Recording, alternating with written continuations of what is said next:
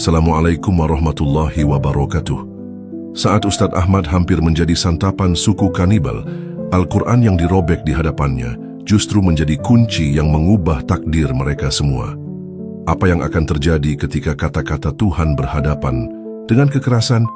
Mari simak cerita seru ini, dan semoga yang subscribe dilancarkan rezekinya. Pada suatu hari yang cerah, di sebuah desa kecil di Indonesia, seorang pemuda bernama Ustadz Ahmad sedang bersiap untuk memulai perjalanan dakwahnya.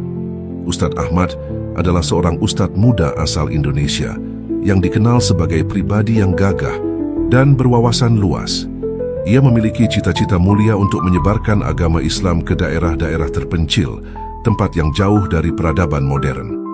Sebagai seorang pemuda yang energik dan penuh semangat, ia memilih untuk mengarungi sungai Amazon yang terkenal luas dan penuh dengan tantangan, dengan tujuan berdakwah kepada suku-suku yang masih hidup terisolasi di hutan hujan Amazon.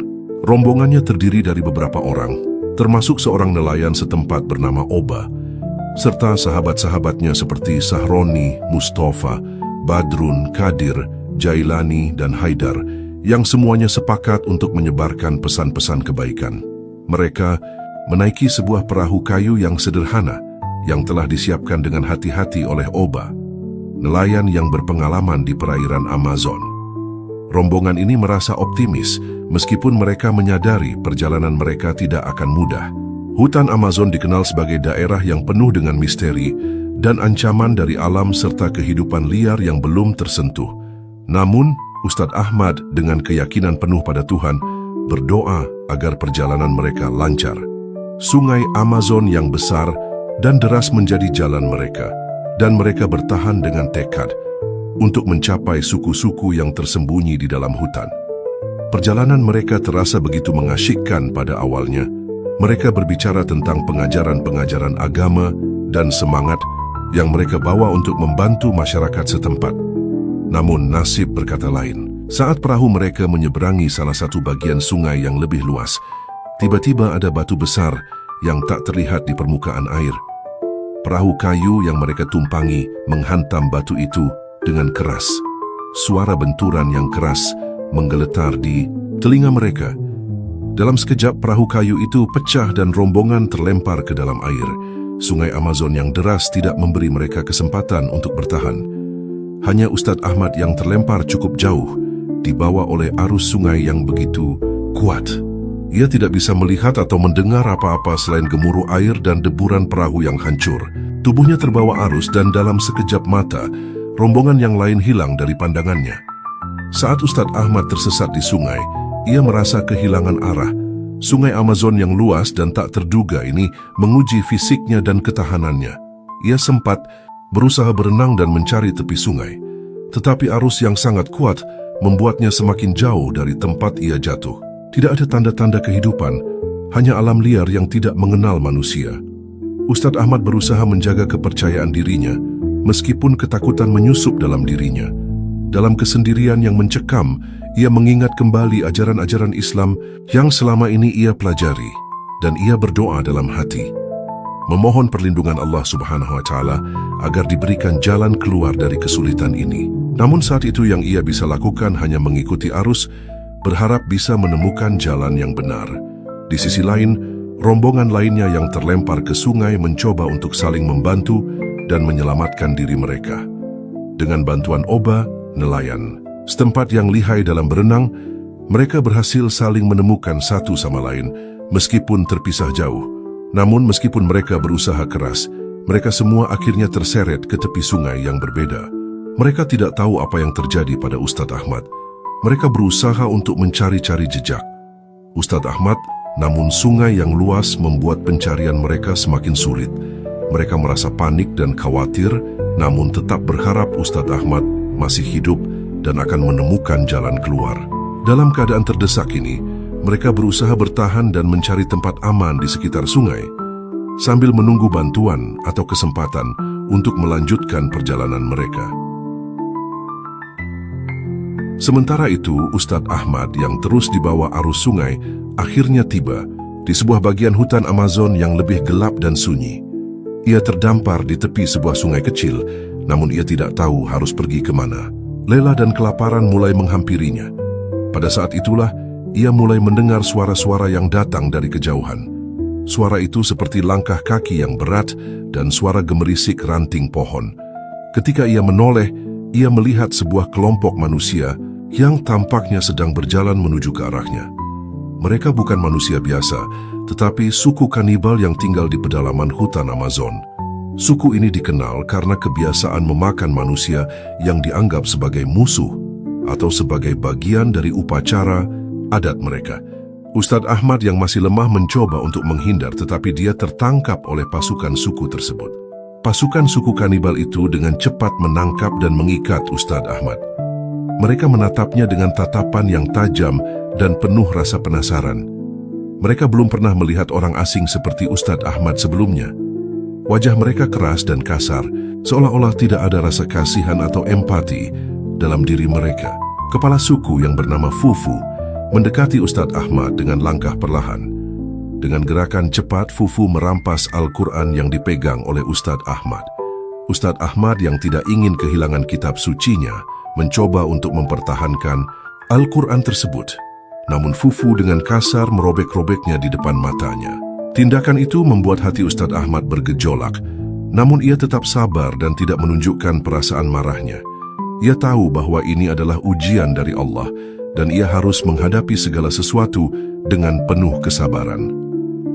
Rombongan yang terikat di dekatnya, yang melihat kejadian tersebut, mulai berteriak kepada suku kanibal tersebut, mencoba menjelaskan bahwa itu adalah kitab suci mereka, Al-Quran.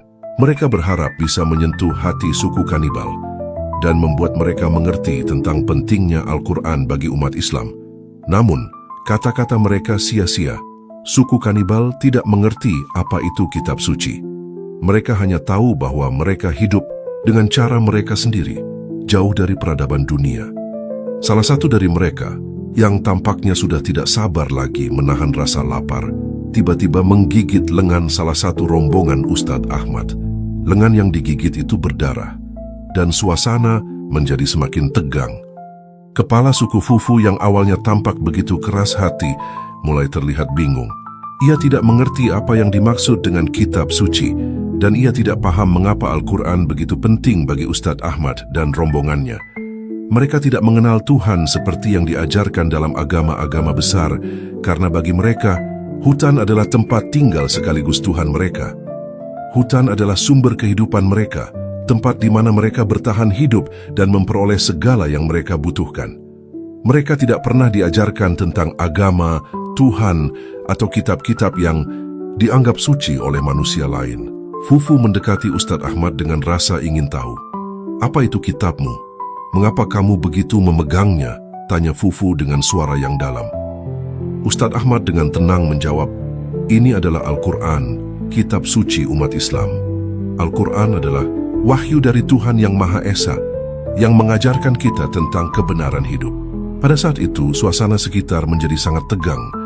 Ustadz Ahmad yang sudah lelah dan terluka, tetapi masih berusaha menjaga ketenangan hati, merasakan perasaan yang sangat dalam.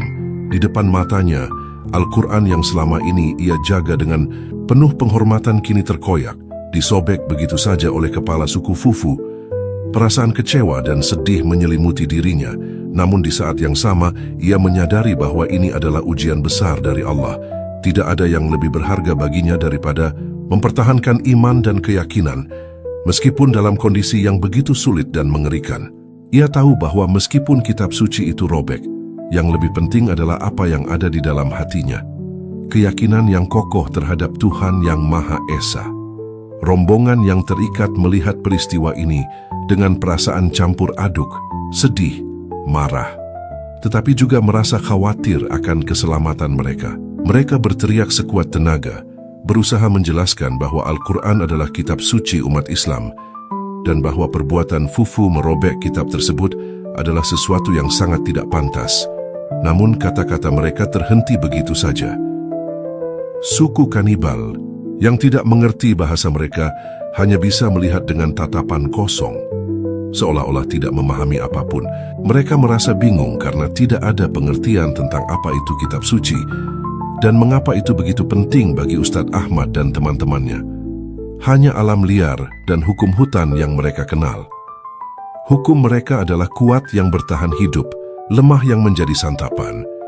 Sementara itu, kepala suku Fufu yang tampaknya begitu keras kepala masih memegang Al-Quran itu dengan rasa penasaran. Fufu terus memandang ke arah Ustadz Ahmad, mencoba untuk memahami lebih jauh apa yang ada di balik benda yang begitu dihormati itu. Namun ia tetap tidak mengerti. "Apa ini?" tanya Fufu lagi dengan nada penuh tanya. "Kenapa kitab ini begitu penting bagimu?" Suasana sekitar menjadi sunyi. Suku kanibal lainnya, yang sedang menunggu perintah dari Fufu, hanya bisa diam dan menunggu jawaban. Mereka merasa keinginan untuk memakan manusia begitu kuat, tetapi mereka juga merasa bingung dengan keberadaan Ustadz Ahmad yang berbeda dengan apa yang biasa mereka temui. Ustadz Ahmad yang terus berusaha menjaga ketenangan dan kesabarannya, melihat bahwa inilah saat yang tepat untuk menjelaskan lebih jauh. Ia tahu bahwa untuk menyelamatkan diri mereka semua, ia harus mengubah cara pandang suku kanibal ini, agar mereka mengerti lebih dalam tentang ajaran yang ia pegang teguh selama ini. Al-Quran adalah kitab yang diberikan kepada umat manusia oleh Tuhan Yang Maha Esa, kata Ustadz Ahmad dengan suara yang lembut, namun penuh keyakinan. Ini adalah petunjuk hidup bagi kami.